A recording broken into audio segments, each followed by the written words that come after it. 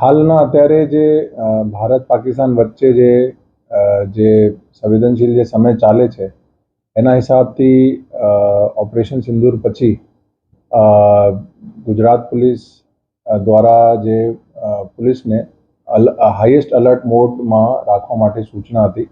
એના હિસાબથી જે દેવભૂમિ દ્વારકા પોલીસ જે બહુ સંવેદનશીલ વિસ્તારમાં છે, દરિયા માર્ગે બહુ કરીબ છે પાકિસ્તાનથી, એના હિસાબથી અહીંયાની પોલીસે પણ અત્યારે હાઈએસ્ટ અલર્ટ મોડમાં છે।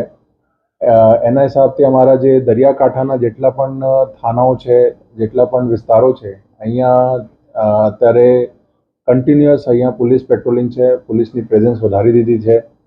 સાથે સાથે જે અમે પોલીસ બોટ્સ જે છે એની પણ જે અમને પેટ્રોલિંગ વધારી દીધી છે। જેટલા પણ સંવેદનશીલ દરિયાકાંઠાના વિસ્તારો છે, ટાપુઓ છે, વાઇટલ ઇન્સ્ટોલેશન છે, અને વારંવાર અહીંયા મુલાકાત લેવામાં આવે છે। હથિયારધારી પોલીસની પણ અહીંયા જે છે પ્રેઝન્સ જે છે વધારી દીધી છે। અમારા જે દ્વારકા વિસ્તારમાં જે અમારો દ્વારકાધીશ મંદિર છે અને બીજા એવા સંવેદનશીલ વિસ્તારો છે, અહીંયા પણ પોલીસ હથિયારધારી પોલીસની એક પ્રેઝન્સ એ વધી ગઈ છે। અમારી બીટીડીએસ ટીમ સતત એક્ટિવ છે અને સાથે સાથે એલસીબી એસઓજી જે છે એની અલગ અલગ ટીમો બનાવીને દિવસમાં પણ જે છે તકેદારીના ભાગરૂપે પેટ્રોલિંગ અને એની કામગીરી કન્ટિન્યુ રાખે છે। ખાનગી કામો રાત્રિમાં પણ જે અમારી પેટ્રોલિંગ છે એની ફ્રીક્વન્સી જે મહેકમ જે હોય છે, જે રાત્રિમાં નીકળે છે પોલીસ, એ પણ વધારી દીધી છે। અને બીજી એક એના સાથે સાથે એક જે એક્સરસાઇઝ ચાલુ છે કે શકમંદ લોકોના પણ જે છે એના ઉપર વોચ જે રાખવામાં આવેલ છે।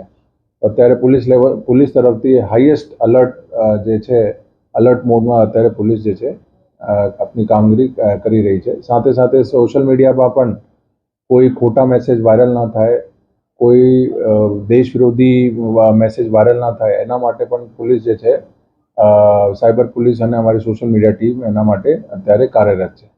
અહીંયા અમારા એક તો પોલીસ જવાનો છે, હથિયારધારી પોલીસ છે, પછી અમારા એમટીએફના જવાનો છે, એની અહીંયા પ્રેઝન્સ વધારી દીધી છે।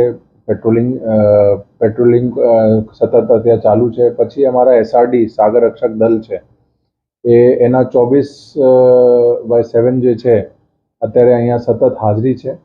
કોઈ પણ અગર શંકાસ્પદ એક્ટિવિટી હશે તો તાત્કાલિક જે છે પોલીસ લેવલે જેટલા પણ એક્શન શક્ય છે એ કરવામાં આવશે।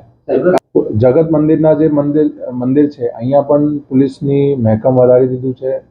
હથિયારધારી પોલીસ ની સંખ્યા પણ જે છે અહીંયા ઇન્ક્રીઝ કરી દીધી છે। પછી બીડીડીએસની સતત ચેકિંગ, ફ્રિસ્કિંગ જે છે અત્યારે સતત અહીંયા ચાલુ છે।